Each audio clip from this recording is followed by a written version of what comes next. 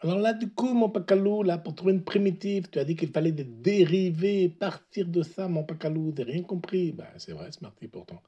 Et comment on fait alors au pif? Ben, en fait, Smarty, non. Il faut de l'intuition, certes, mais elle est nourrie par beaucoup de travail, beaucoup d'exercices. Alors, plus tu fais d'exercices, plus tu trouves facilement des primitives. Allez, on voit ça ensemble. Alors voici ici, pour rappel, hein, les notions de dérivée à gauche. La dérivée, ça permet de calculer les accroissements. Et puis les primitives, ben, une primitive, une intégrale en fait, ça permet de calculer la surface qui est en dessous de la courbe. Alors on a vu qu'une primitive grand F de la fonction f, c'est aussi une fonction telle que sa dérivée, f', grand F', permet de retomber sur petit f. Rappelons ici les principales dérivées que nous avons étudiées jusqu'à maintenant. Alors imagine maintenant que je veux trouver une primitive d'une fonction f. Ben, ce que je vais faire, c'est que je vais chercher dans la colonne de droite quelque chose qui ressemble.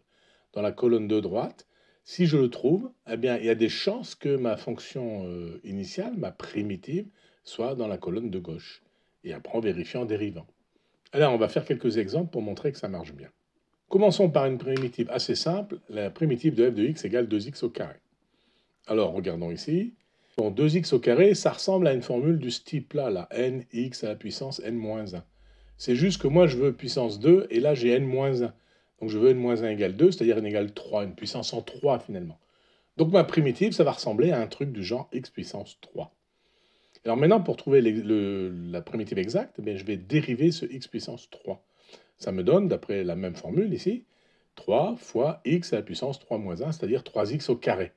Oui, mon Pacalou, c'est bien, mais on n'en veut que 2, et là, t'en as 3. Ah bah, c'est très simple maintenant, Smarty. Je multiplie par 2 tiers. Regarde. Si je dérive 2 tiers de x au cube, ben, j'ai toujours mon 2 tiers ici. Et puis là, je dérive le x au cube, c'est 3 fois x à la puissance 3 moins 1. Donc j'ai 2 tiers fois 3, ben, ça donne 2. Hein. Et puis mon x à la puissance 3 moins 1, ça donne x au carré. Voilà, je retombe sur mon 2x au carré. Ça marche. Et donc une primitive de f de x, ben, c'est simplement quelque chose de la forme 2x au cube plus c. Je rajoute systématiquement c. Où c est une constante arbitraire. On le sait, tu l'as déjà dit plein de fois. Oui, oui, Smarty. C'est une constante arbitraire, car en fait, il y a une infinité de primitives. Donc c'est pareil, juste à une constante près qu'il ne faut jamais oublier.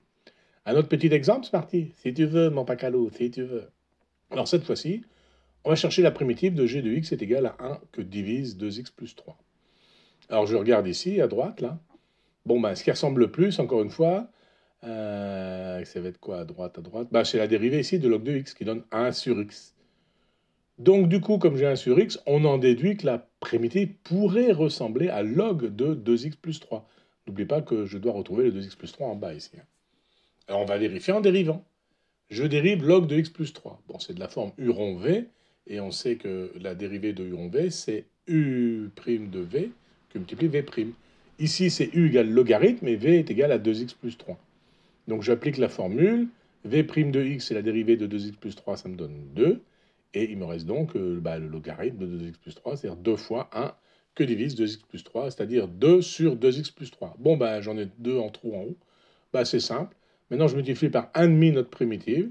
Comme ça, ben, la primitive de g de x devient 1,5 de logarithme de 2x plus 3 plus c. Où c'est une constante arbitraire, mon Pacalou. On sait, il ne faut jamais l'oublier. Exactement, c'est parti. Comme tu le vois, il faut quand même bien deviner à un moment. Hein. Mais plus on connaît les dérivés, avec des fonctions plus ou moins compliquées, ben, plus il est facile d'intégrer. Ben, c'est quand même pas évident, mon Pacaloua. Oui, oui, Smarty. Comme je le disais au début, il faut travailler exercice après exercice, et petit à petit, l'intuition fonctionne mieux. Et si tu ne trouves pas, malgré tout, mon Pacalou, là, dans ton tableau à droite, là, eh bien, il existe d'autres méthodes, Smarty. On verra ça justement dans la prochaine vignette de cette mini-série, pour continuer de vivre ensemble ces aventures mathématico-physico-golfiques. Des hâtes, mon Pacalou, des hâtes.